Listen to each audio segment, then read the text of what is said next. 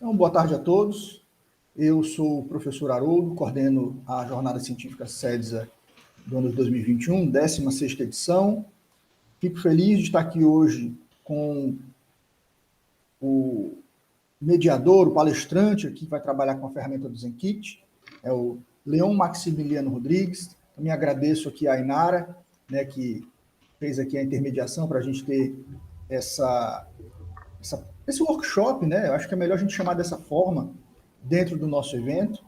E antes de passar a palavra aqui ao Leon, eu vou fazer aqui a apresentação. Ele possui graduação em Ciências Biológicas, Ecologia pela Universidade de Santa Cruz do Sul, tem mestrado em Ecologia pela Universidade Federal do Rio Grande do Sul. Atualmente, trabalha como técnico de laboratório da Universidade Estadual do Rio Grande do Sul e como guia e educador ambiental na Fundação Gaia, o legado Lutzenberger. Possui experiência na área de ecologia, com ênfase em limnologia e ecologia de ecossistemas e ciências ambientais, com foco em educação ambiental e agricultura sustentável. Então, Leon, nós já temos aqui alguns participantes que chegaram, o Rafael e a Fabiana. Sejam bem-vindos. Rafael Marques e Rafael Barbosa, né? Além da Fabi aí, também já de casa, que sempre trabalha conosco. Leon, fique à vontade, você tem aí o seu tempo de apresentação. E só informando aqui aos participantes, porque pessoas vão nos ver depois, né? Essa apresentação vai estar tanto no canal do YouTube do PPGA, da Unir, quanto no canal do YouTube do Leon. Então, Leon, se você quiser depois aí divulgar, fica à vontade para fazer a divulgação do seu trabalho. Ok, tá ótimo. Sala é sua. Tá bom, muito obrigado. Primeiro de tudo, boa tarde a todos, né? O professor já me apresentou, meu nome é Leon, eu sou biólogo, eu trabalhei muito tempo com ciência pura, né? Quer dizer, é um trabalho muito solitário, assim, de campo. Eu ia muito para o campo, ficava dias isolado no campo, às vezes eu sozinho, às vezes com uma ou duas pessoas, e um trabalho árduo para gerar dados. Depois voltava para o laboratório, tinha que processar essa quantidade de dados e depois gerar um produto disso, né?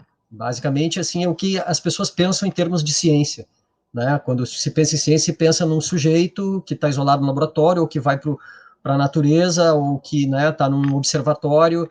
Dificilmente as pessoas têm uma visão diferente sobre o que é fazer ciência, mas hoje em dia fazer ciência vai muito além disso, né? Quer dizer, se ampliou muito o espectro de possibilidades de produção de conhecimento, muito em função da tecnologia. Então, não é por acaso que nós estamos hoje discutindo aplicações da tecnologia à produção acadêmica, né? Então, eu vou compartilhar com vocês um slide, né, que vai me ajudar a, enfim, contar a história, né, para vocês. Como que vai funcionar esse workshop de agora? Em função do tempo relativamente curto, o que eu preparei? Eu preparei uma primeira parte que é introdutória, que é para contextualizar a questão da tecnologia na produção acadêmica, e uma segunda parte, que é a parte que interessa mais, que ela é mais, eu diria assim, mais ou menos prática, né? Porque eu vou fazer na frente de vocês, vou usar o ZenKit na frente de vocês, vou criar uma coleção de tarefas, vou organizar essa coleção de tarefas para vocês verem como funciona, e isso vai servir para vocês poderem julgar se esse aplicativo é interessante para vocês, tá? É mais ou menos essa a ideia inicial, né? E também, se vocês decidirem usar essa ferramenta ou outras similares, vocês já não vão tatear no escuro tanto, porque a primeira vez que a gente abre uma aplicação dessas, geralmente a gente fica meio sem saber o que fazer. Enfim, eu vou então compartilhar a tela aqui.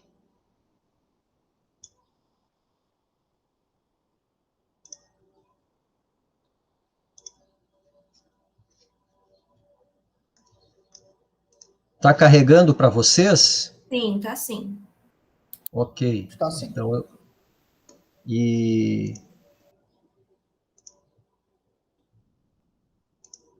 por que tá. Vocês estão vendo o quê? A tela cheia ou O aplicativo. Eu esqueci eu primeiro tenho que abrir a tela cheia para depois compartilhar o aplicativo. Foi uma falha minha. Eu vou interromper o compartilhamento e compartilhar de novo. Tranquilo, Léo.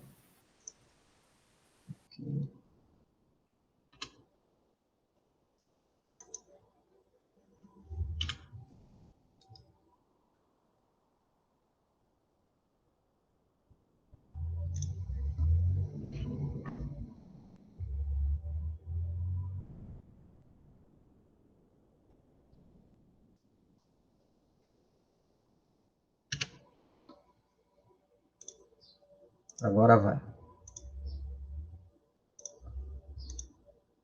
Tá. Só confirmem para mim se está compartilhando a tela certa. Sim, a tela cheia. Isso. Então, eu botei título Gestão de Projetos porque eu acho que é a grande sacada desses tipos de aplicativos, né? E vocês vão entender por que é importante, né? Embora não seja o único caminho, quer dizer, a pessoa pode se tornar um cientista sem o apelo da tecnologia, assim, para muitas coisas, né? Existem muitas formas de se tornar um cientista, mas eu vou até dar o meu exemplo aqui, né? Que é eu sou uma pessoa que eu tive uma interrupção na carreira, né, até terminar o mestrado, a minha carreira foi linear, eu fiz a graduação, me envolvi em projetos de pesquisa, terminei o mestrado, mas aí eu decidi me afastar, né, decidi dar um tempo na carreira, porque eu já tinha família, eu queria me dedicar à família, então isso me levou a ficar um bom tempo fora. E mais recentemente, eu tive uma experiência de 2006 a 2011, onde eu dei aula, fiz pesquisa de novo, e interrompi de novo, mas aí eu interrompi, e aí por questões conjunturais, não foi uma decisão.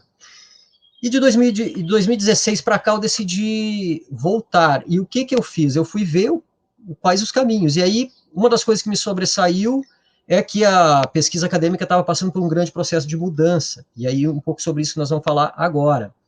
Né? E eu, claro, como eu sabia que eu já não era mais um jovem de 20 anos, eu pensei, não, eu preciso me atualizar, eu preciso entender e me adaptar a um novo contexto.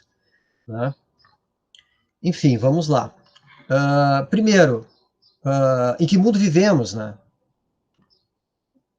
Essa é geralmente a imagem que a gente faz mentalmente do planeta Terra. Claro que aqui é só um pedaço, mas a gente imagina o nosso planeta azul, com nuvens brancas. Né? E, na verdade, o que nós temos hoje é isso, uma sociedade tecnológica, um planeta tecnológico. Né? O mundo está mudando e dentro dessa mudança toda, dentro desse contexto, estamos nós, seres humanos. Né? E quanto à ciência?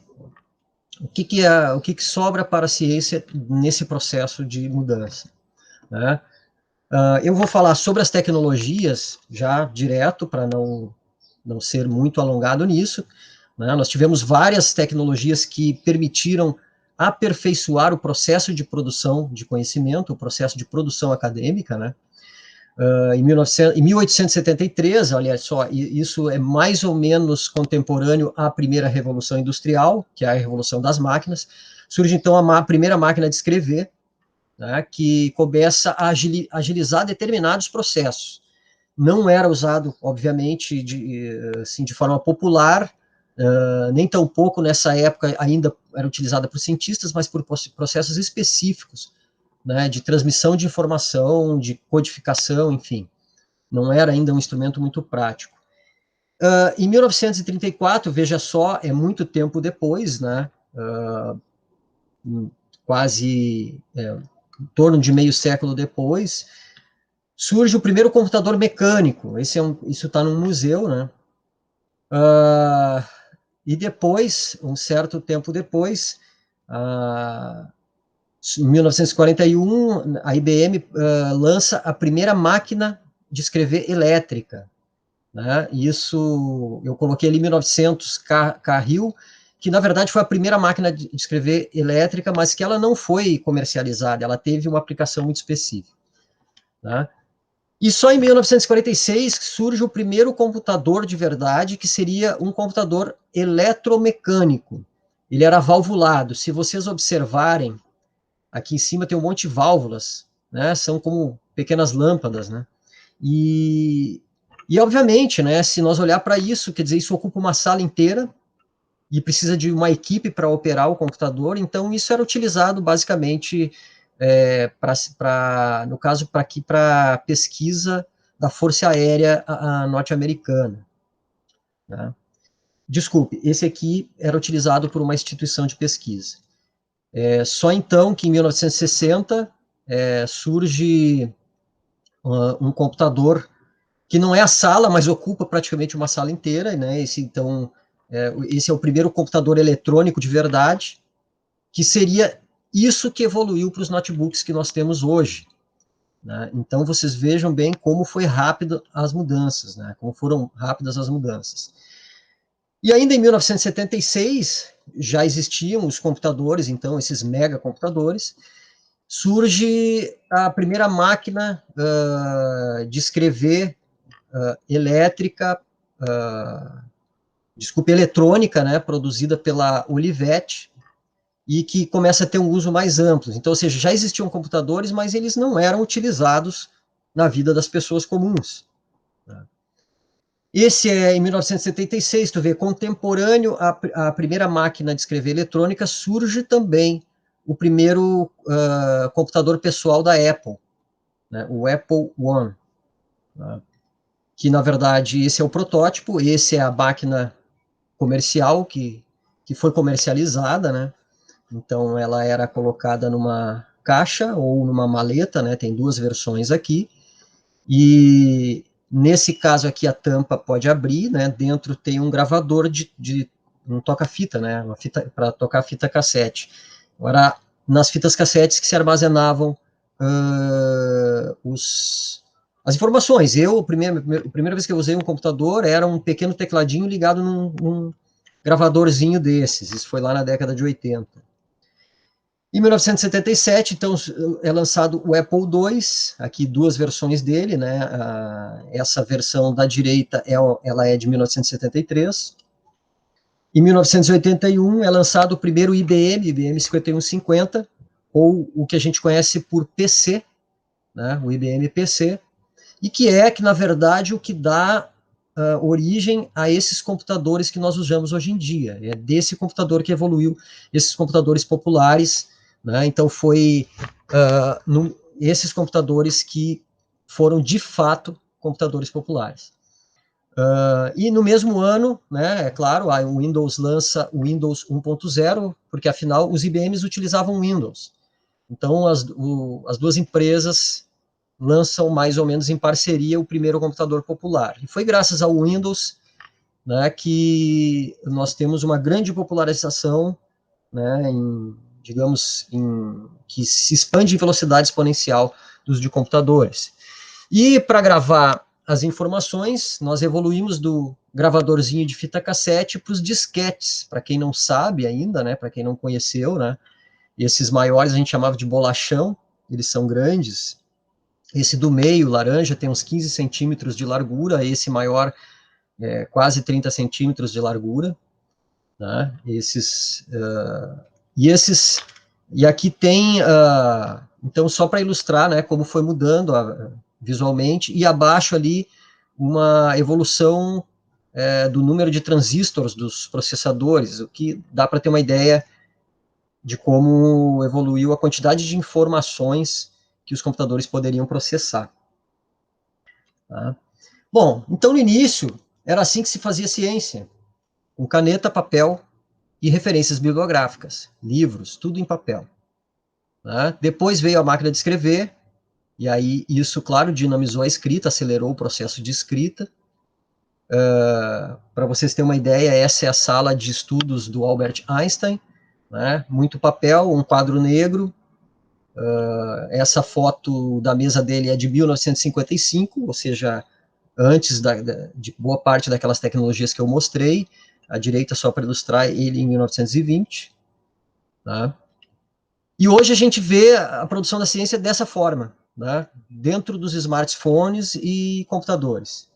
Só que, na verdade, o que a gente tem, na verdade, né, isso aqui, ó, só para exemplificar para vocês, isso é uma sala de um cientista, né, do cientista de dados Gabriel Arruda. Ele trabalha basicamente com dados, então praticamente tudo que ele faz é no ambiente virtual, muito pouco ele usa papel. Só que essa é uma exceção à regra, a realidade que nós temos geralmente é isso, né? É a tecnologia digital e o papel juntos, né? É uma questão fisiológica, muitas pessoas preferem escrever, muitas pessoas memorizam melhor quando estão estudando e escrevendo, então tem várias razões para utilizar papel, caneta, etc., né? E, eventualmente, nós vamos ter situações como essa. Esse aqui é o escritório do Al Gore, o ex-vice-presidente dos Estados Unidos, que ficou notório pelo ativismo ambiental. Então, muito papel e muita tecnologia, né? O que eu quero dizer com esse exemplo? Que não só a tecnologia avança, mas na medida em que a tecnologia avança, ela possibilita que a gente amplie o nosso potencial de produção, ou seja, a gente começa a conseguir abarcar mais tarefas, se envolver com mais projetos ao mesmo tempo. Então, embora a tecnologia facilite, é uma ilusão, porque a gente também precisa amplificar a nossa capacidade produtiva. E isso é o que vem acontecendo não só na ciência, em todos os setores da sociedade, né? Então, eu roubei aqui uns trechos é de um simpósio que aconteceu em 2010, foi um simpósio promovido pela Microsoft, né? E isso aqui foi dito pela professora Cláudia Balzer Medeiros. Eles discutindo sobre as mudanças que a ciência vinha passando, né? Então, ela diz, um dos temas mais enfatizados foi o aparecimento de uma nova forma de fazer ciência apoiada pela tecnologia da informação, né? Cada vez mais, cientistas de todos os domínios do conhecimento precisam de novas formas de gerenciar, analisar e visualizar os dados produzidos por suas pesquisas. Os trabalhos brasileiros também seguiram a mesma linha, mostrando um amplo espectro de uso de métodos e técnicas da ciência da computação, desde facilitadores para a inclusão digital até fornecedores de subsídios para o progresso de todas as ciências. A exemplo disso é o que nós estamos fazendo aqui. Um encontro científico, há pouco tempo atrás, era bastante restrito geograficamente por questões logísticas, né? E hoje, nós, a um custo relativamente baixo, conseguimos organizar um encontro científico para pessoas de qualquer lugar do planeta, né? Então, o que mudou na produção acadêmica, de fato, né? Nós temos aí, só para ilustrar para vocês, retomando algumas coisas que eu falei, nós temos a primeira revolução industrial, que é a introdução das máquinas nos processos, a produção em massa é introduzida, então, na indústria. Isso é muito importante, porque é graças à produção em massa que as tecnologias vão encontrar acesso à população, né, vão poder ser produzidas em quantidade para popularizar, né, para sofrer uma popularização posterior. E depois o processo de automação, que é a substituição de boa parte da mão de obra por robôs, que fazem o trabalho em série e com uma redução do erro humano, etc. Tem uma série de questões, não é o tema da nossa palestra. E, por fim, a internet e a inteligência artificial, que conectam o planeta inteiro e amplificam a capacidade de nós lidarmos com informação. Esse foi o grande pulo do gato para a grande transformação que a ciência vem passando hoje, né? Que é o que a gente chama, então, de realidade 4.0, que basicamente, né, o que significa, o que mudou de fato, né? A ideia de escolher essa ilustração é um rapazinho ali com 6 braços, lidando com um monte de demandas, né, exemplifica exatamente o que significa essa grande mudança, né, da tecnologia. Aquilo que eu falei antes para vocês, a possibilidade de nós lidarmos com mais tarefas, de nós abraçarmos mais projetos, etc., nos envolvermos com mais projetos. Então, tudo hoje é cada vez mais rápido na realidade 4.0. Cada vez mais nós somos multitarefas. Precisamos, então, né, de um upgrade. Tá? E o que significa? Significa que nós temos que ter ferramentas que nos permitam, então, lidar com essas multitarefas, mas de uma forma que isso não nos afogue. Tá? é o que muita gente enfrenta hoje, né? Existe esse descompasso entre a evolução da tecnologia, a evolução dos processos e a evolução cultural. Culturalmente, a gente demora um pouco mais para incorporar essa nova realidade. Então, do gabinete ou laboratório, né, a gente passa a viver no ecossistema de produção acadêmica, sendo o gabinete, o laboratório, claro, parte desse ecossistema. Então, como diz o professor Antônio Moreira, ele é professor da Universidade Aberta de Lisboa, né, e ele trabalha com educação à distância. Para quem não sabe, a Universidade Aberta de Lisboa é uma universidade relativamente nova, tem 30 anos, e ela, na verdade, foi a primeira e é a única até hoje universidade totalmente à distância, ou seja, eles estão há 30 anos, antes do boom da internet, eles estão já trabalhando com ensino à distância, fazem pesquisa acadêmica, tem pós-graduação, enfim, são pioneiros no assunto. O que o professor Moreira diz? Né? Que, primeiro, incorporar a tecnologia implica em intencionalidade. O que significa isso? Nós, no processo civilizatório, transitamos de uma população que vivia pelo instinto para uma sociedade onde o ser humano desenvolveu uma grande capacidade de refletir, analisar o passado, né, planejar ações para melhorar o futuro. Ou seja, nós temos a capacidade de pensar sobre o que a gente faz, de pensar, avaliar o que a gente errou, melhorar, né, organizar. Então, essa capacidade de planejar é o diferencial. Só que isso só se faz com intencionalidade, não dá para viver ao sabor do vento. Essa é uma das grandes realidades da sociedade contemporânea. Então, não basta ter as tecnologias, porque sem intencionalidade, o que acaba é que, ao invés das tecnologias serem ferramentas para nós nos tornamos ferramentas para a tecnologia. É o que a gente vê hoje nas redes sociais, né? Estão entre os negócios mais lucrativos do planeta hoje, são as redes sociais, e elas se valem de processos, digamos assim, de persuasão mental, né? Porque as pessoas estão ali navegando à deriva e seguindo o caminho apontado pelos algoritmos. Por fim, tecnologias não são apêndices, né? Não é um negócio que está ali a mais, não, ela tem que ser entendida como parte da estrutura, né? E elas possibilitam uma ampliação de escala para além do aqui e do agora. O que significa isso? Esse é um ponto X, né? Para além do aqui e do agora é que a gente sempre tende a perceber aquilo que os nossos sentidos vulgares nos permite perceber, né? A gente não enxerga muito longe daquilo que está imediatamente à nossa volta. A gente tem dificuldade de refletir sobre coisas que aconteceram há muito tempo. Geralmente a gente lembra de fatos de ontem, uma semana talvez, ou tem dificuldade de pensar, refletir sobre o que eu espero para daqui 1 ano, 10 anos, 20 anos. A gente vive muito o aqui e o agora. E numa sociedade em constante transformação como a que nós vivemos hoje, não dá para viver só em função do aqui e do agora, porque as coisas mudam muito rapidamente. Então, eu tenho que entender que eu vivo numa realidade em constante mutação e me adaptar a isso, né?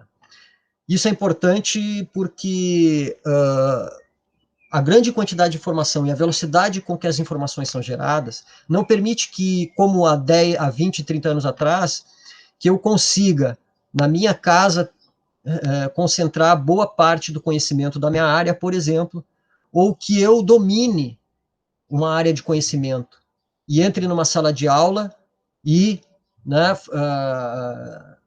exerça esse domínio diante dos alunos. Isso é quase impossível hoje em dia.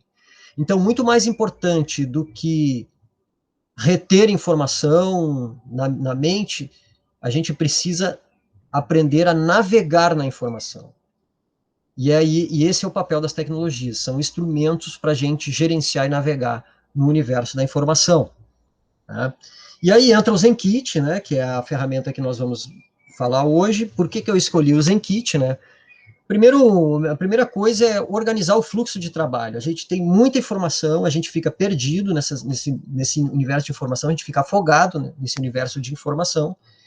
E o aplicativo, ele nos ajuda a colocar isso em perspectiva, tanto organizacional quanto temporal, né, e até espacial, né, porque a gente relaciona as tarefas com locais. Né. O ZenKit, ele não é só um aplicativo que ele tem uma função que é mais conhecida, que é semelhante ao Trello, que utiliza aquela função Kanban, que aí eu vou explicar daqui a pouco o que é a função Kanban, que é uma das funções que mais ganhou força e que mais ganhou popularidade como método de organizar as tarefas, né, o fluxo de tarefas. Ele, na verdade, é uma plataforma e ele possui mais de um aplicativos que funcionam de forma integrada.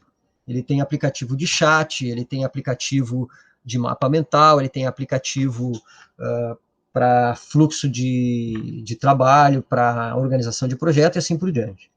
Né? O que eu vou trabalhar com vocês é o ZenKit clássico, que é a ferramenta para a organização do fluxo de trabalho. Por quê? Porque primeiro a gente tem que começar organizando a nossa própria vida. Depois a gente pensa em como integrar isso num contexto maior, de uma equipe, de um projeto, etc. Né?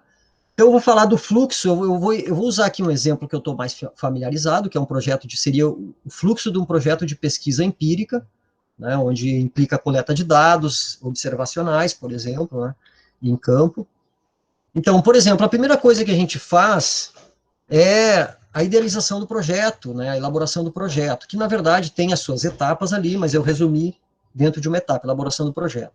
Dentro dessa etapa, nós já vamos estar utilizando uma série de tecnologias, um editor de texto para escrever, um gerenciador de bibliografia para facilitar e agilizar, né, o uso das referências, a pesquisa em rede, por navegadores, enfim, ou por ferramentas específicas. Né? Isso aqui seriam instrumentos para a gente operacionalizar, então, essa parte. E aí nós utilizamos outras ferramentas, né, que é de gerenciamento, né, apps de mapas mentais, gerenciador de projeto, serviços de videoconferência para poder reunir com equipe, ou, né, serviços de e-mail e chat para poder se comunicar mais em tempo real, é aquela comunicação do dia a dia. Numa segunda etapa, o projeto está organizado, está planejado, o projeto está planejado, agora a gente precisa planejar as atividades que vão emergir daquele projeto que foi construído. Então, nós vamos ter então, as ferramentas de gerenciamento de projeto e editor de planilhas. De outro lado, nós vamos ter também praticamente as mesmas ferramentas para manter a operacionalidade do projeto. As tarefas foram organizadas, então vamos coletar os dados, vamos executar o projeto. Né? E aí entram ferramentas diversas, por exemplo, o uso de um GPS para localizar os dados em campo, aplicativos para anotações, para formulários, recursos para registro de áudio, vídeo e foto, e assim por diante, outros equipamentos específicos, né? Para operacionalizar, aplicar mapas mentais, gerenciador de projetos e serviços de e-mail e chat. Coletados os dados, nós vamos analisar esses dados e vamos também utilizar uma série de aplicativos. Eu não vou agora listar todos para não ficar também muito cansativo. Né? Mas nessa etapa entra a questão dos softwares estatísticos, né? Muito importante. Infelizmente, é muito pouco estimulado, né, o uso desses softwares no Brasil. Nós temos todo tipo de softwares que são bastante práticos, intuitivos, até softwares que exigem conhecimento de código, né, mas é muito pouco estimulado isso. Né. E visualização de dados, ou seja, eu analisei os dados, agora eu preciso descobrir e encontrar uma forma de comunicar esses dados, de expressar esses dados visualmente, através de gráficos, etc., né. E aí eu vou utilizar outros softwares, né? Nessa etapa eu já também utilizo softwares que não são de análise estatística, mas que servem para mim desenvolver uma arte final da apresentação desses dados. Por fim, a escrita acadêmica, né? Quer dizer, nós geramos os dados, analisamos, agora vamos comunicar esses dados através de um artigo científico. Né? Então, aí vem uma série de aplicativos, e, por fim, submeter o arquivo, submeter o texto para publicação, que, basicamente, hoje basta ter um serviço de e-mail para se comunicar com o editor da revista, ou, eventualmente, um formulário, né? Algumas revistas utilizam formulários específicos para essa finalidade. Enfim, nós temos um fluxo de trabalho aqui resumido, porque cada uma dessas etapas pode ser desmembradas, e um conjunto de aplicativos que pode ser utilizados nela. Muitos de nós faz isso sem perceber, né?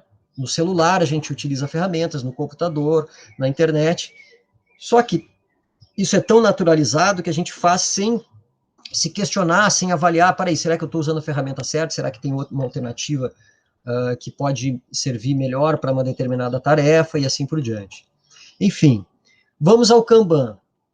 Como que a gente organiza esse fluxo de trabalho? Kanban nada mais é que um método em que divide as tarefas em 3 etapas, em 3 compartimentos, digamos assim, etapas, né? Que seria aquelas tarefas que foram elencadas e precisam ser realizadas, aquelas tarefas que estão sendo realizadas no momento, e aquelas que já foram realizadas. Eu terminei essa tarefa que está sendo feita, eu transfiro ela para o compartimento de tarefas feitas. Por que eu acho esse método extraordinário? Porque depois que a gente organizou na tabela Kanban ali as tarefas, a gente tira esse peso da nossa cabeça. Uma das maiores fatores de estresse é a gente estar sempre preocupado com aquilo que tem que ser feito, sempre preocupado. Porque instintivamente a gente tem aquele exercício permanente de tentar lembrar. Se a gente organiza isso num quadro, numa planilha no computador, num papel, não importa onde, mas se a gente organiza isso dessa forma, a gente se livra dessa responsabilidade. E toda vez que acorda de manhã para trabalhar, basta abrir a planilha de Kanban e ver, não, peraí, o que tem para fazer, quais as demandas, o que é prioridade. Já está tudo ali, eu não preciso mais me preocupar com isso, eu vou me preocupar com outras coisas. Só que ao longo do tempo, essa tabela Kanban vai aumentando, o número de tarefas vai aumentando, a gente otimiza o tempo, consegue contribuir mais com a equipe e assim por diante, a coisa vai ficando mais complicada, até que nem o Kanban resolve mais. Né? Esse é um dos grandes problemas, né? As pessoas hoje se afogam nas suas tarefas. Né? É muito fácil hoje tu dar um clique e aceitar um convite para um projeto, para uma reunião, para um evento na internet. Né? A gente perde aquela noção de espaço e tempo. Enfim, e aí é que entra aplicativos como o ZenKit, nos ajudar a organizar melhor essa coisa toda. Tá? O ZenKit, então, é uma ferramenta, nesse caso, que no caso desse encontro, é uma ferramenta de gestão de projeto, embora possa ter outras aplicações. Tá? Então, o que eu vou fazer agora?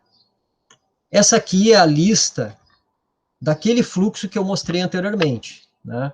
Eu só coloquei uma tarefa antes aqui, que é, em vez de elaboração do projeto, eu botei aqui chuva de ideias. Porque pode não ser necessariamente um projeto de pesquisa, pode ser um outro projeto que envolve coleta de dados, por exemplo, na internet, enfim, eu botei chuva de ideias. Né? E deixa eu só interromper aqui a apresentação, acho que já interrompeu, né? Tá, já interrompeu. Sim, Leon, estamos vendo só você aqui. Tá bom, então o que eu vou fazer? Eu vou compartilhar agora o ZenKit com vocês. Só, primeiramente, assim, o que fazer para instalar o ZenKit? O ZenKit, ele é um software livre, ele tem recursos pagos, mas tudo que eu uso nele e boa parte do que ele disponibiliza é livre, pode ser instalado, né? Ele funciona integrado na nuvem, então é complicado usar ele se não estiver conectado na nuvem, ele vai te incomodar e eventualmente até travar. Mas a ideia de trabalhar na nuvem é justamente eu poder acessar em qualquer lugar, porque embora eu tenha ele instalado no meu computador, eu tenho uma conta ZenKit que, se eu abrir um navegador, eu consigo acessar e ver todos os meus projetos ali, como uma conta Google, por exemplo. Né? E aí facilita porque eu não preciso carregar, como eu lembro no tempo da graduação, que eu vivia com uma bolsa pesada, carregando para lá e para cá, com papel, com livro, com um monte de coisa. E hoje eu não carrego mais nada, no máximo que eu vou carregar o celular, né? E eventualmente um computador, um notebook, mas geralmente nem isso. Eu tenho transitado entre casa e trabalho, acessando o que eu tenho em casa pelo trabalho e vice-versa. Enfim, eu vou então compartilhar uma outra janela com vocês. Ok? Só confirmem se estão vendo a janela. Sim. Tá, então esse é o visual do ZenKit. Essa imagem de fundo é uma cratera do planeta Marte, eu botei porque eu quis ali, né? Ela é outra imagem que ele carrega quando instala, né? Então, mas aí ele tem uma série de imagens que a gente troca o plano de fundo e eu escolhi essa. Essa é a primeira, a primeiro contato com o ZenKit, é essa visão, né? E aí eu vou explicar agora os componentes que vocês estão vendo aqui. Esses ícones que vocês vê na janela são os ícones que me levam para uma coleção. O que é uma coleção? Aqui onde tem My Workspace, ou seja, meu espaço de trabalho, são as coleções que eu criei, né, para gerenciar as minhas atividades. Essas de cima, missão Marte, né, missão para Marte, é as que já vem pronta, né, como exemplo. Aqui do lado nós temos, então, um menu, onde a gente acessa essas mesmas informações e algumas informações de configuração. E, como a maioria dos softwares, nós temos um menu superior, onde, né, eu tomo decisões sobre os arquivos que eu vou usar, sobre edições que eu quero fazer, formas de visualizar, enfim. E aqui, ó, navegação. Né, se eu clicar em Home, eu vou navegar na internet. E aqui, coleções, as duas coleções que eu tenho. Tá? Tem, então, inclusive, um canal aqui de ajuda, tá? Que pode ser explorado. O que eu vou fazer? Eu vou criar uma coleção nova, tá? E vocês vão vendo agora o passo a passo, como que a gente utiliza. Eu vou utilizar recursos básicos para criar um fluxo de trabalho. Ele tem muito mais recursos, mas geralmente a gente utiliza mais esses recursos básicos. Então, criar uma nova coleção. Tá? Eu vou dar um nome aqui, encontro. Opa, ZenKit.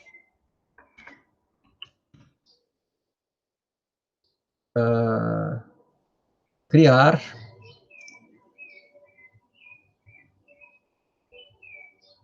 Ele às vezes demora um pouquinho. Aí ele abre exatamente um fluxo do estilo Kanban, a fazer em progresso feito.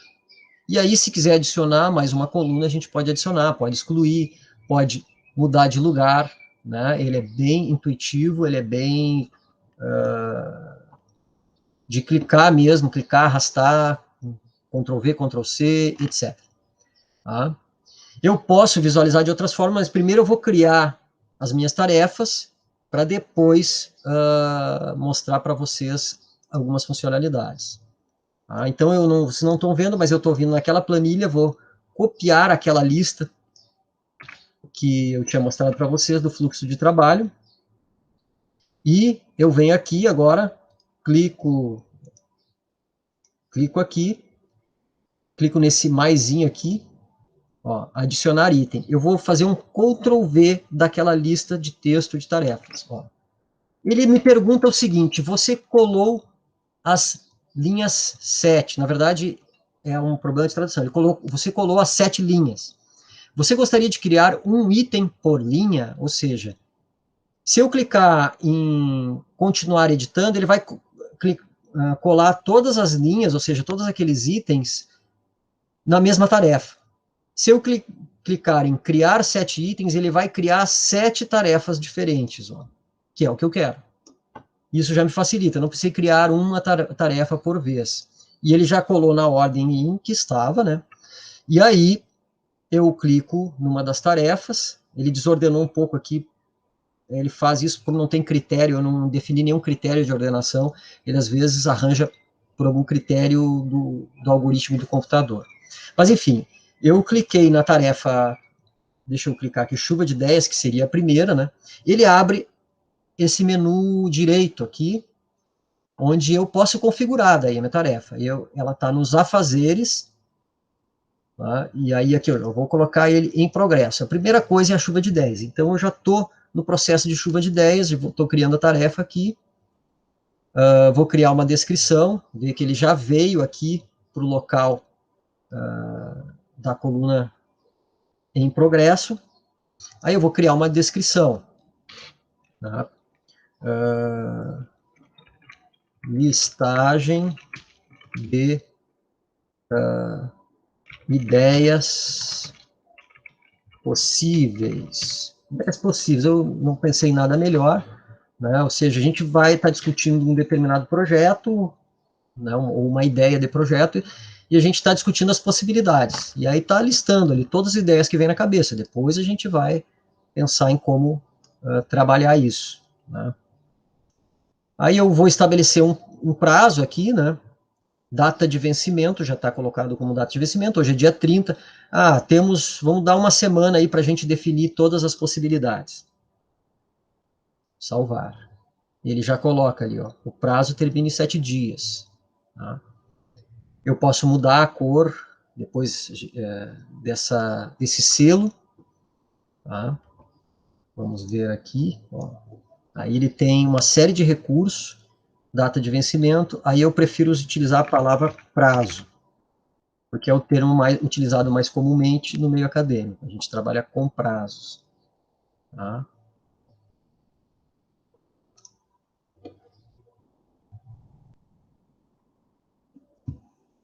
Tá bom? Aí eu posso aqui, em anexo, eu posso selecionar um arquivo para anexar, não vou fazer isso agora, tá?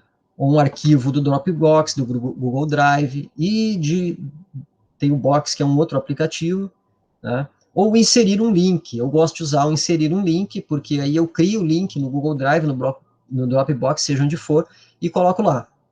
Né? E aí posso disponibilizar esse link para quem estiver colaborando no projeto. Eu posso adicionar pessoas também, né, nessa pasta, elas vão poder acessar essa mesma coleção.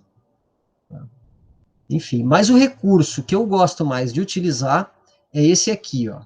Tem o adicionar lista de verificação. Lista de verificação. Por quê? Porque aqui eu faço meu checklist de tudo que eu tenho que fazer.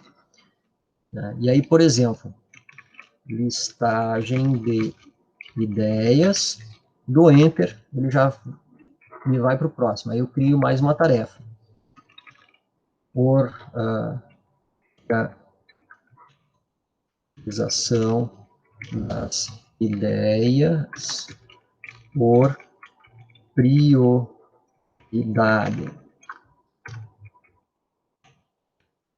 Eu vou copiar por prazo. Tá? Reunião com equipe. Tá? Então é assim, eu vou organizando as minhas tarefas. Mas eu preciso fazer uma reunião com a equipe lá no início, antes de iniciar a tarefa. Tudo bem, eu coloco mais um item, arrasto ele lá para cima, como a primeira tarefa. Tá? Agora, olha que curioso. Quando eu fiz a reunião com a equipe, cliquei aqui, olha ali, ó, ele preencheu um pouco o espaço.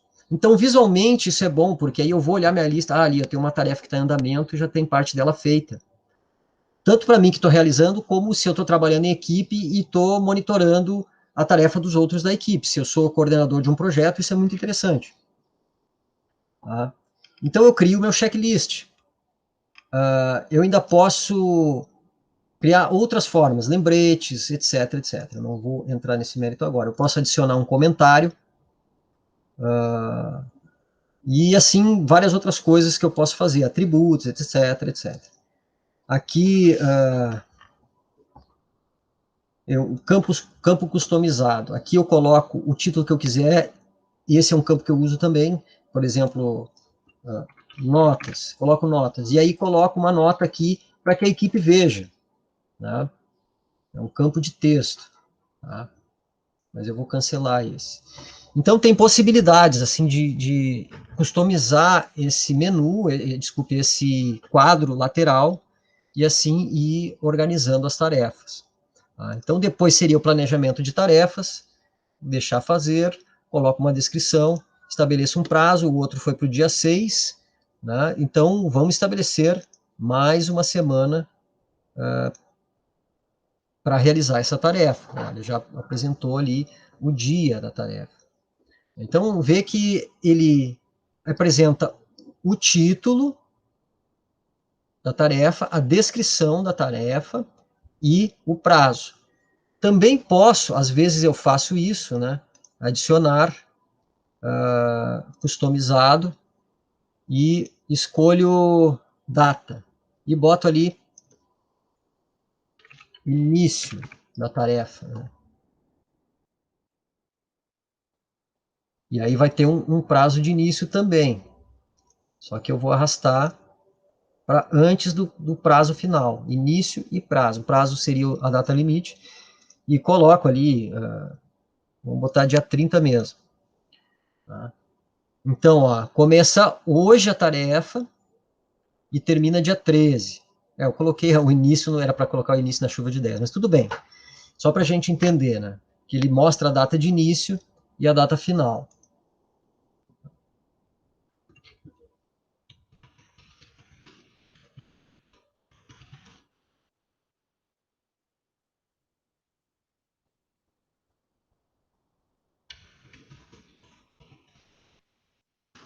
Só coloquei uma descrição para vocês visualizarem. Então, aqui são as informações que para mim é importante. Tá? Eu não vou fazer todos agora para a gente não gastar tempo com isso. O que eu vou fazer agora?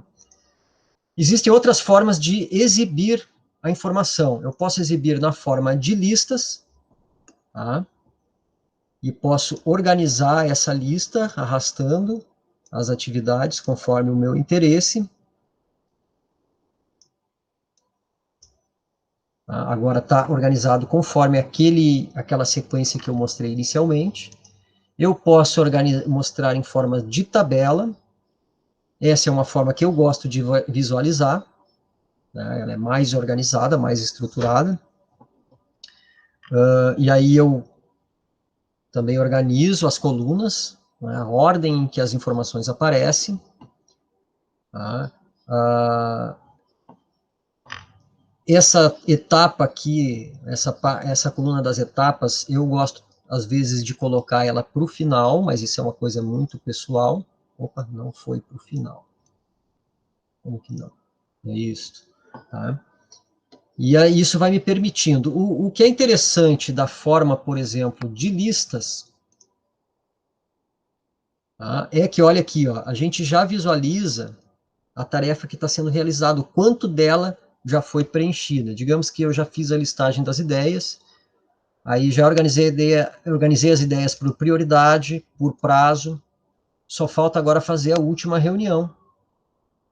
Então eu olho, pô, essa tarefa já está quase concluída, vamos ver o que falta. Ah, falta reunião. Aí vou lá, vejo o prazo, escolho uma data e convoco o pessoal. Tá?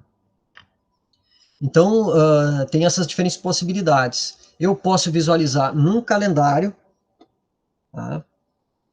Aqui é o planejamento das atividades. As outras não aparecem porque não foi estabelecida uma data. Né? Aí eu navego no calendário. Aqui, está aqui, 30, planejamento das atividades. Tem uma delas que... Ah, porque é o prazo, não tem uma data de início, enfim. Depois, existem outras coisas que eu posso incluir aqui. E aí, para apresentar isso numa reunião, eu acho interessante duas coisas, o mapa mental e a hierarquia. A hierarquia eu não vou mostrar aqui porque não tem nada hierárquico no que eu estou fazendo, é uma sequência. mas tem o mapa mental.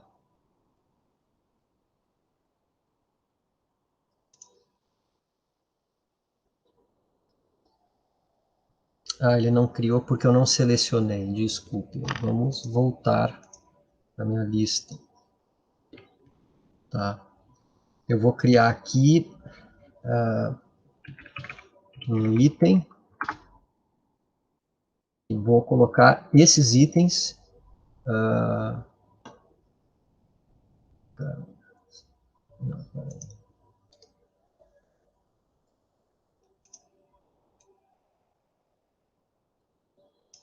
Era para ele...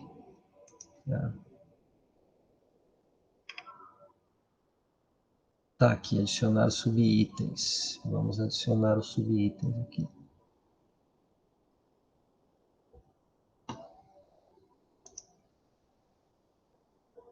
Tá. Mas por que ele não está funcionando?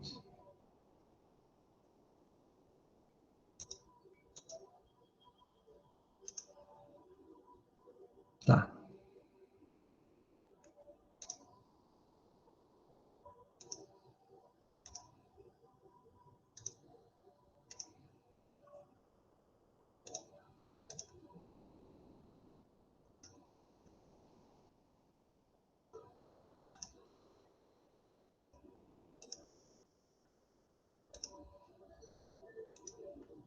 Tá.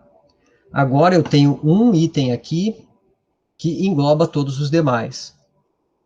Aí sim eu posso criar um mapa mental.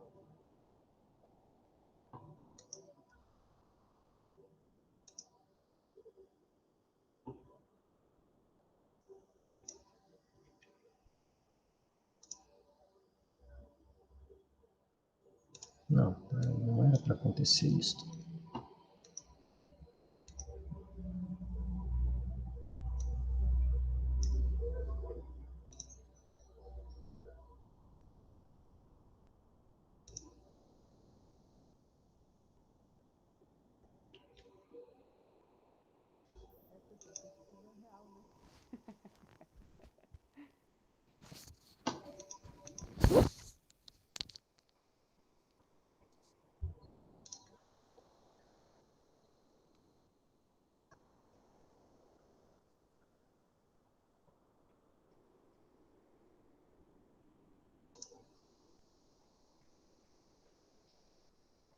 Não, peraí, ele tem que criar isso automático. Por que que não está criando automático?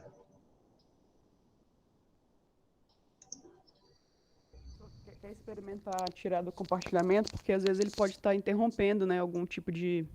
É, pode ser, mas deixa eu...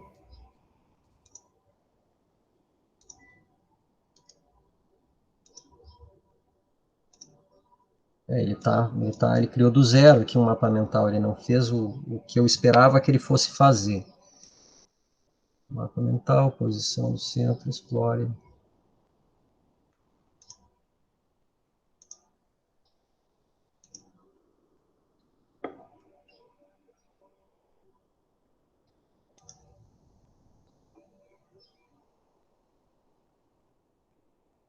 É.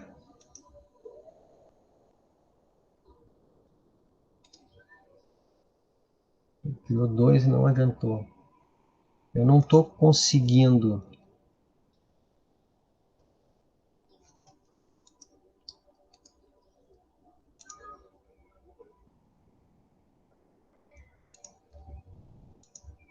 Projeto.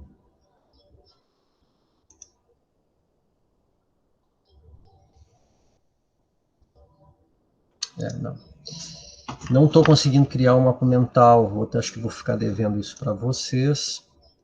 Né? Mas eu já usei esse recurso algumas vezes e sempre foi assim. A gente abre a coleção e ao selecionar o mapa mental, ele cria automático. Ele mostra automático o mapa mental dessa coleção. Né? E aí eu não sei se é alguma coisa que eu fiz antes, por exemplo, criar um mapa mental antes de criar as tarefas, ou depois de criar as tarefas, não sei o que foi. Né? Bom, Não sei o que eu fiz de errado.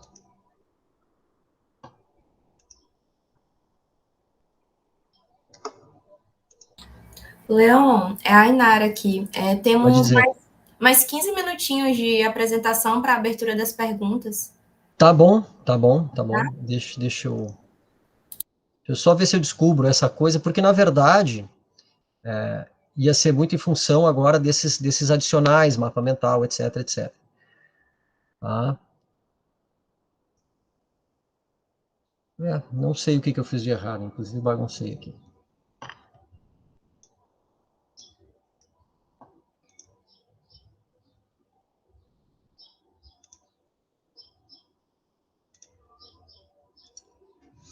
Tá? A ideia, então, é que... Vamos ver se agora, selecionando, talvez vá. Não, ele abriu o mesmo.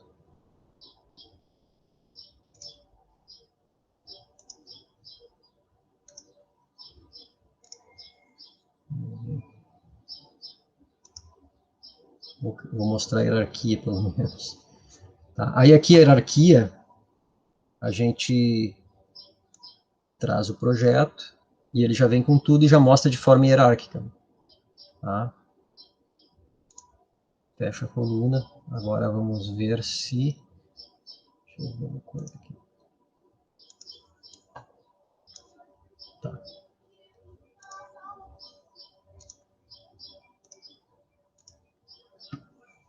Aí para ver de forma hierárquica, é um recurso que eu gosto também, eu só lamento que eu não consegui decifrar essa questão do mapa mental.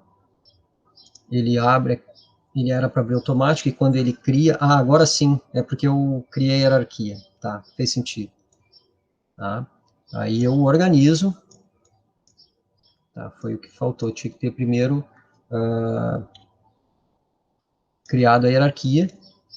Ele está dentro da coleção Encontros em Kit, e aí é o projeto, eu posso criar outros projetos aqui, e aqui as subtarefas desse projeto.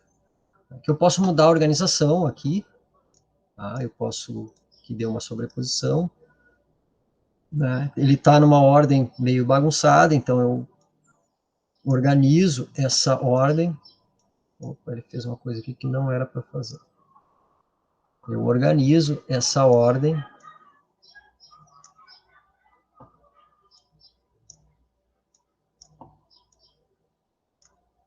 da mesma forma que a planilha. E isso aqui para visualizar é interessante. Né? Ele não é um recurso de mapa mental muito robusto, com muitos recursos, né? Ele é bem simples. Né? Tem alguns aplicativos de mapa mental que te permite configurar esses nós, essas linhas de várias formas. Né? Aqui eu posso mudar a cor, mas eu não posso fazer muito mais do que mudar a cor. Né?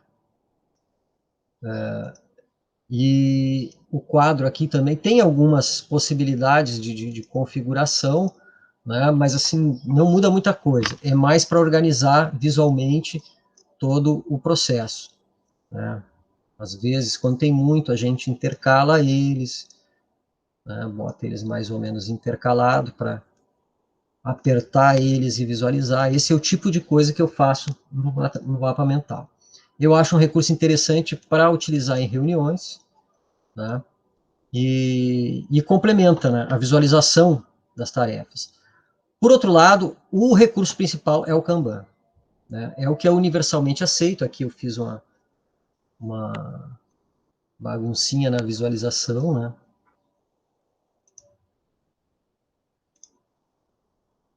Tá, voltando, então. E organizar essa parte aqui, porque é aqui que a gente vai olhar. Não, para aí, tem tantas tarefas por fazer, tem tantas que foram realizadas. Né? E aqui ele deu um nome qualquer, não etapa, que pode ser qualquer coisa. Né? Então, vou botar aqui super tarefas. São aquelas tarefas mestras, né? Essa aqui não é, essa aqui para... Vou jogar lá para o final, né? Depois a gente arquiva ela. Então, super tarefas é onde tem, então, aquela tarefa que engloba as outras, né? Que no caso é o projeto. E aí aqui as subtarefas do projeto e as que estão localizadas em a fazer, em processo, em feito. Agora, se vocês observarem aqui, ó, como eu criei essas colunas novas, ao clicar aqui, elas vão aparecer, ó, em processo, super tarefas. Basta não selecionar elas, né? Tá bom, pessoal? Eu, basicamente, era isso que eu queria mostrar para vocês. Existem vários outros aplicativos que fazem coisas parecidas. O mais popular deles é o Trello, é o mais utilizado. O Trello é basicamente um aplicativo para Kanban. Ele tem expandido um pouco, né, mas é basicamente um aplicativo para Kanban, né? E, é claro, em segundo lugar, associado a esse aplicativo é uma agenda. Não importa se é de papel, não importa se é digital, é uma agenda. Eu particularmente utilizo a do Google porque a nossa conta da universidade, ela é do Google. Então, a gente já tem a agenda e já está tudo integrado ali. Eu acesso quase tudo, cada evento que a universidade cria, reunião, etc., já me aparece na agenda, é só eu clicar para confirmar ou não. Então, isso facilita. Assim, a ideia da tecnologia é essa, é reduzir a quantidade de coisa que a gente tem que fazer para que a nossa atenção se volte para aquilo que é mais essencial. E, às vezes, a gente gasta um tempo organizando um aplicativo desses, mas isso vai te poupar um tempo gigantesco lá na frente, porque a gente não precisa ficar procurando, tentando lembrar, procurar em pilhas de papel, basta verificar o que tem para fazer naquele dia, o que está pendente, né? Às vezes eu crio, dependendo do tipo de projeto ou do tipo de tarefa, eu crio naquelas colunas do ZenKit, eu crio uma coluna que se chama pendências. É aquela coisa que tinha um prazo, que não foi cumprido por conta de algum imprevisto, e que ficou no limbo, eu coloco lá, está pendente, e aí, numa reunião com a equipe, a gente senta e discute, vem cá, como é que a gente vai resolver essa pendência? E aí, né, a equipe trabalha em conjunto, né? Um aplicativo que eu gosto de usar também, que é basicamente de gestão de referência bibliográfica, é o Mendeley, mas por que o Mendeley? Por que eu estou citando o Mendeley aqui? Porque quando a gente está trabalhando com escrita, na parte da escrita, na parte da produção do artigo, o Mendeley ele funciona parecido, eu integro com outras pessoas, eu compartilho pasta com outras pessoas, as pessoas vão poder ver as anotações que eu fiz no artigo, né? Eu opto se eu quero compartilhar só o artigo com anotações, etc, etc. Então, é um aplicativo que eu uso muito, e aí, eventualmente, no próprio ZenKit, eu coloco o link ali da pasta do Mendeley, e compartilho com a equipe, né? Então, tem essa vantagem, assim, né? Fora isso, a agenda, é o ZenKit, né? E tempo dedicado para o planejamento, porque não é tempo gasto, é tempo investido. Só que, assim, ó, isso é uma coisa que pouca gente fala, tem muita gente estimulando o uso dessas aplicações, estimulando esses métodos de organização, e não falam do grande X da questão, né? Lembra que eu falei do professor Moreira, a questão da intencionalidade, né? O que acontece? Que às vezes a gente se empolga com uma nova oportunidade, com uma nova ideia, e vai lá, implementa, e, pô, que legal, funciona. Mas isso a neurociência explica muito bem, aí eu recomendo o canal do professor Pedro Calabres, ele é neurocientista, né? E ele explica muito bem isso, eu não vou saber explicar bem para vocês, mas, a grosso modo, o nosso cérebro, ele é preguiçoso. O que significa dizer isto? Significa que, depois que ele cria uma rede neural que funciona bem, ele tende sempre a voltar para aquele mesmo caminho. Então, se eu tentar criar um novo hábito, que legal, funciona, consegui. Não consegui. Se eu distrair, meu cérebro vai me puxar para aquele módulo operandi antigo. E aí, aquele novo hábito tende a morrer. Então, eu preciso alimentar esse novo hábito, e não existe aquela coisa, que se cria um novo hábito em 21 dias, em 28... Não existe disso. Isso varia de pessoa para pessoa, varia da motivação que a pessoa tem, varia do o quanto aquilo impacta na vida da pessoa, né? Porque se é uma coisa que impacta muito, lógico que a pessoa vai se agarrar com mais força naquele novo hábito. Então, tem várias coisas, assim, a gente se ilude com, né, tem muita coisa na internet, né? Faça isso em tantos passos, faça isso em tantos dias. Claro que se a pessoa não tem nada que atrapalhe, beleza, vai funcionar. Mas para pessoas que já trazem velhos hábitos, é muito difícil, né? Eu falo isso porque eu resolvi mergulhar no universo da tecnologia com mais de 40 anos. Né? Eu estou com 48. E foi quando eu decidi assim, pô, eu estou fora do mundo acadêmico. O que acontece? Você sabe como funciona a academia no Brasil. Existem círculos fechados, né, que são grupos de pessoas que trabalham junto, que se estimulam, que são parceiras, que se apoiam, e entrar nesses círculos é muito difícil. Né? Geralmente o caminho é ir lá no início da carreira, fazer um estágio com um professor, e aí tu vai construindo as relações aos poucos. Agora, quem está de fora e quer do nada entrar nesse grupo é muito difícil. E, assim, não estou dizendo que tem alguma coisa errada nisso, estou dizendo que funciona assim e que isso impõe certas dificuldades, né? Assim, hoje, num mundo que preconiza a inclusão, isso vai um pouco na contramão, né? É difícil tu promover a inclusão com essa cultura antiga da academia no Brasil. Né?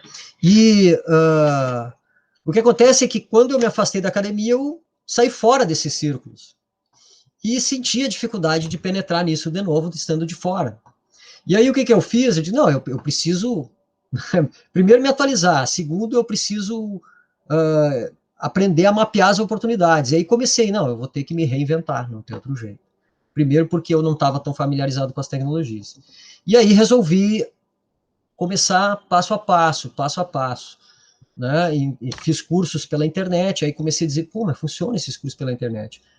Já comecei a ver como funciona, quais as limitações, né? Quer dizer, quando a gente está aprendendo à distância, a gente tem que ser mais autodidata, a gente tem que ser mais auto-organizado. É mais fácil quando a gente vai tem o professor nos esperando na sala de aula e entrega o conteúdo pronto, né? Exatamente. E nos entrega uma agenda pronta, né? Quando a gente está em casa, em home office, a gente é que organiza a agenda, a gente é que planeja, a gente é que constrói, né, o pacote de conhecimentos que a gente precisa para os nossos objetivos. Então muda tudo, né? Então, exatamente. Assim, se a gente vai fazer tudo isso sem um método de se organizar, sem um método de organizar o fluxo de trabalho, fica difícil. E foi isso que eu percebi, que eu estava remando contra a corrente e que eu precisava de encontrar mecanismos para isso. Bom, o que eu posso dizer em termos de resultado? 2018 eu fiz uma primeira tentativa de seleção de doutorado, né, para dar sequência na formação acadêmica. Obviamente, eu não passei porque eu estava estava despreparado, estava recém retornando, eu não estava entendendo ainda o universo acadêmico naquela época. Mas foi uma experiência construtiva, porque aí eu identifiquei os pontos fracos e fortes. E disse, como eu vou resolver isso? E aí comecei a implementar, né? Uma das coisas que eu implementei, por exemplo, foi aprender um software estatístico, porque a única coisa que eu sabia fazer era usar essas planilhas de Excel e companhia, né? Não sabia utilizar nenhum pacote estatístico. E aí aprendi a utilizar o R, aprendi a utilizar alguns pacotes que são mais intuitivos, porque eu pensei assim, não, eu também preciso saber utilizar um pacote mais intuitivo para auxiliar pessoas que estão iniciando a carreira, que não estão dispostas a aprender uma linguagem de programação estatística, então eu também tenho que saber esse para ensinar prováveis orientandos que eu vou ter no futuro, né? Esse ano eu entrei no doutoramento em sustentabilidade social e desenvolvimento na Universidade Aberta de Portugal, que daí vem o meu contato com aquele professor, o Eduardo Moreira, né? Conheci ele em umas palestras, e tudo isso em função dessa aventura tecnológica, né? E aí estou publicando, estou fazendo tudo isso, quer dizer, isso num curto espaço de tempo. Geralmente as pessoas pensam assim que produzir academicamente leva muito tempo, e geralmente leva, né? Mas pode ser diferente. Com a ajuda da tecnologia, né, Leon? Não há nada de errado em cada um seguir seu ritmo como quiser. Não há nada de errado. Mas uma pessoa com mais de 40 anos que quer retomar a vida acadêmica não pode esperar o fluxo espontâneo das coisas. Eu precisava ter mais intencionalidade, né? Então, acho que é isso, assim, só para dar um exemplo, porque para mim, por que eu dei esse depoimento final? Porque para mim foi muito importante a tecnologia para mim retomar a carreira acadêmica. Eu estou fazendo um doutorado em Portugal, só que eu moro no Brasil. Eu estou produzindo academicamente em parceria com pessoas de São Paulo, né, com pessoas de Santa Catarina. Eu estou produzindo, eu me reúno com grupos de pesquisa pela internet mensalmente, né, colaboro com grupos de pesquisas e não vivo nem trabalho na cidade onde esses grupos atuam, né, então eu acho que é por aí. E essa reunião que a gente está fazendo é um exemplo disso. Em Rondônia, né? Aqui no norte do país. Pois é, quando que eu ia imaginar isso, né? Pois é, a tecnologia e a academia nos permite explorar diversas áreas e conhecer diversas pessoas, né? Por exemplo, a nossa área da administração aqui, trabalhamos muito com sustentabilidade, principalmente nesse evento, encontramos você, né? Então, foi uma honra, né? Você ter compartilhado essa sua história com a gente. E aí temos algumas perguntas aqui no nosso site, no nosso chat, referente ao Zenkt, né? A utilização Zentkit, dele. né? Só um parênteses aí. Primeiro, né, deixa eu agradecer, né, a presença de todos e o convite, né, fico muito honrado pela oportunidade de poder contribuir com o evento, tá bom? Muito obrigado. Pode fazer as perguntas. Então, uma dúvida aqui da Aline, na verdade, ela tem duas questões. Esse aplicativo, ele é todo em inglês ou ele também tem em português? Ele é todo em inglês. Eu não descobri ainda se existe uma versão em português, mas eu não encontrei dificuldade por isso, né? Porque não tem assim, na verdade, assim, tem bastante informação em português. Eu acredito que para outras plataformas, por exemplo, Windows e outros, pode ser que tenha em português, mas a versão que está lá automaticamente para mim aqui no Ubuntu, no Linux, ela é em inglês, eu não consegui identificar. Mas, por outro lado, tem a página do Zentkit em português, tem tutoriais em português, eu não, assim... E assim, a gente está na academia, né? A linguagem universal é inglês, temos que fazer esse exercício, não tem jeito. Exatamente. Essa dificuldade que às vezes eu sinto, tanto que eu tenho um caderninho de anotações de algumas palavras dos softwares que eu utilizo, né, para facilitar nessa questão. Outra questão da Aline, né, só continuando aqui com ela, se tem cursos gratuitos ensinando a utilizar o Zenkt, e qual site que você indicaria? Eu indicaria o próprio site do Zentkit, ele tem vídeos introdutórios, né? Basta digitar Zentkit no Google, é um dos primeiros links que vai aparecer. Dentro do próprio site tem vídeos, esses vídeos estão depositados no YouTube, então dá para abrir no YouTube também, os vídeos são em inglês, mas tem legenda em português. Então, assim, não há grandes problemas. E no próprio YouTube existem tutoriais que outros usuários fazem, né, para ajudar na utilização. Existem também muita informação que não é em vídeo, que é em texto. Eu, particularmente, utilizo muito essa informação, né, que não é, que geralmente é em tópicos. Eu gosto dessa informação, leitura rápida em tópicos, resolver rápido, né, porque o vídeo, o que eu não gosto do vídeo? Isso é uma coisa muito pessoal minha, né, o que eu não gosto do vídeo? Porque o vídeo tu vai ter que esperar a pessoa dizer toda a introdução, dar todo o texto, e às vezes eu quero ir direto na informação. E eu não sei onde está, eu vou ficar rolando a barra do vídeo até achar, então não é muito prático. No texto, eu abro a guia de pesquisa do navegador e digito a palavra que eu quero pesquisar e encontro mais rápido. Então, eu gosto de pesquisar em texto por isso, é mais rápido encontrar a informação que eu quero.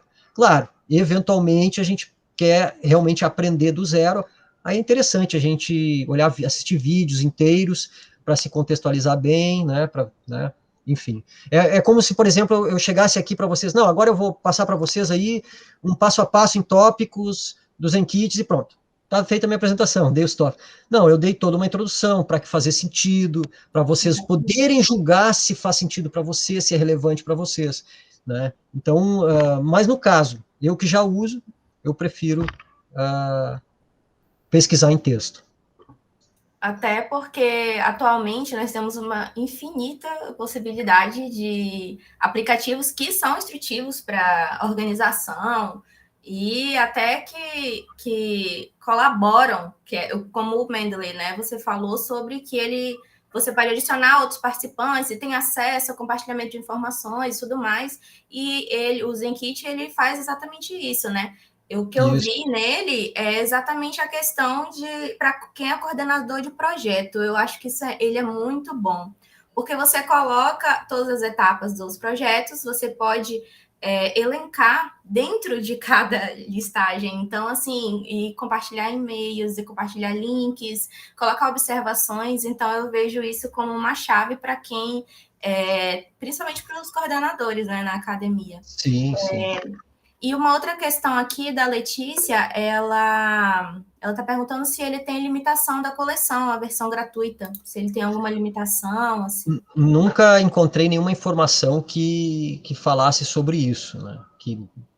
E nunca testei até onde vai, né? Assim, mas assim, eu tenho já bastante informação armazenada, eu tenho várias coleções ali, nunca tive problema, e dificilmente vai esgotar, porque também existe um limite da nossa capacidade de abraçar coisas, né? Arrisca a gente se afogar até nos enkits, se a gente não tenta estabelecer limites.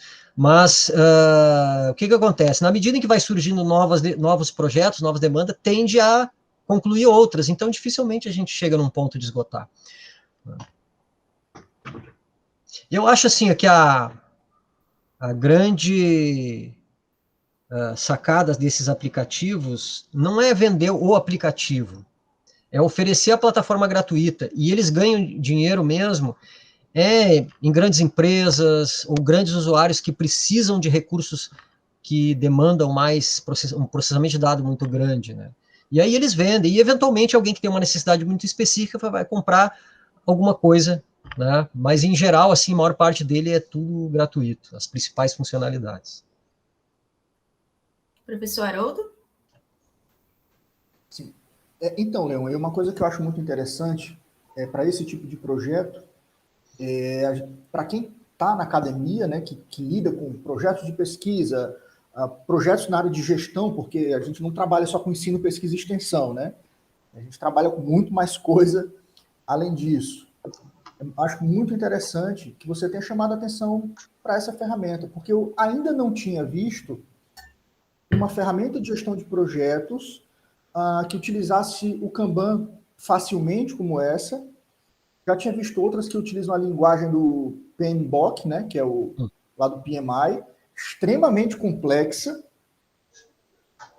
que em alguns momentos mais atrapalha do que ajuda, né, mas na verdade sim, que demanda uma maior preparação. Não acho que me expressei um pouco mal, mas aqui demanda um pouco mais de preparação. E fico feliz de você poder ter trazido isso aqui para a gente, né? A Ainara que fez aí a ponte para que pudesse estar aqui hoje. E não sei se tem mais alguma pergunta aqui no chat, Ainara. Só fazer uma observação em função dessa tua fala, né? O ZenKit, na verdade, ele serve para qualquer coisa, né? É tarefas. Pode ser até, eu quero organizar as tarefas da casa, estou muito sobrecarregado, incluo até as tarefas da casa ali no projeto. Né? E aí, lembrando ali que a Ainara falou, a gente compartilha com a equipe pelo e-mail, quer dizer, tu adiciona naquele menu ali, quando tu quer compartilhar, adiciona o e-mail, e a pessoa vai receber no e-mail e vai aceitar ou não. Aí ela vai acessar pela nuvem o projeto, né? E, enfim, eu comecei usando por questões pessoais, e aí fui vendo que possibilitava muito mais, né? Muito mais, né? Acho que é isso. Excelente, Leon. Bom, aqui a gente no nosso evento, né, nós também temos aqui o nosso cronograma de atividades que a gente precisa estar aqui seguindo a risca, né, tudo que está programado. E, Leon, eu só tenho a te agradecer, né, de nós estarmos aqui tendo a apresentação desse software hoje. Certamente, né, você nessa colaboração em próximos eventos, que nós pudermos trazer aos acadêmicos aqui para trabalhar, para facilitar um pouco a vida, principalmente nesse momento de acho que você utilizou um bom termo, um afogamento tecnológico, né? Aí em que nós estamos imersos em tanta tecnologia, eu acho que é importante isso. Agradeço também a Ainara, né, por ter trazido aqui o Leon, né, e agradeço aqui a presença de todos e vou aqui finalizar a nossa gravação. Só fazer um comentáriozinho. Tranquilo. Tu comentaste ali sobre a dificuldade de aprender certos aplicativos. O pessoal chama isso de curva de aprendizagem. Todos vão ter uma curva de aprendizagem. No início da curva, a gente sempre tem aquele choque. Vai, agora o que eu faço? Toda vez que a gente abrir um software novo, vai dar esse impacto. Mas não se assustem que o leão é manso, como dizem na minha terra aqui, né? Porque esse software é um que tu abre, para aí, onde é que eu começo? Mas depois que tu aprender as primeiras funcionalidades deles, a curva de aprendizagem é extremamente rápida. Tá? É como comparar, sei lá, o Excel com o R para estatística. Né? O Excel é intuitivo, o R não é. É mais ou menos isso. Tá bom? É isso, pessoal. Muito obrigado. Ô, Leon, eu tenho aqui a agradecer e aos amigos que estão aqui, agradeço a presença de todos, né? E em breve, certamente teremos o Leon aqui para talvez fazer isso com um pouco mais de tempo, um pouco mais de profundidade, que eu acho que é importante a gente trazê-lo aqui, né? E vou finalizar aqui a gravação